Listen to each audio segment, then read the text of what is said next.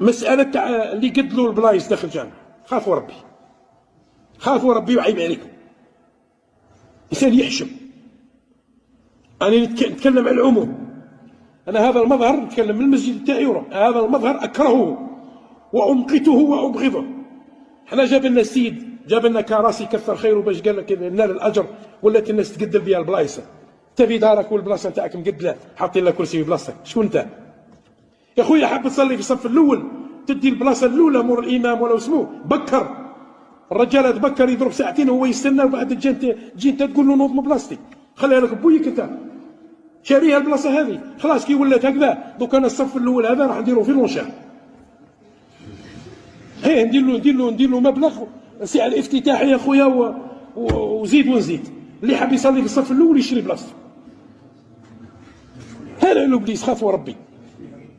انا كلمت، استثنيت من المسجد زوج ولا ثلاثه اللي يمروا الامام، اللي سماها من النبي عليه الصلاه والسلام، قال فليولي الامام اولي الاحلام والنهى. شكون هذو اولي الاحلام والنهى؟ فيها المؤذن اللي يقيم الصلاه، فيها اللي يصلي، اللي يفتح الامام كي يغلط الامام يصحح له، اللي كي يسرح حدث الامام يستخلفه.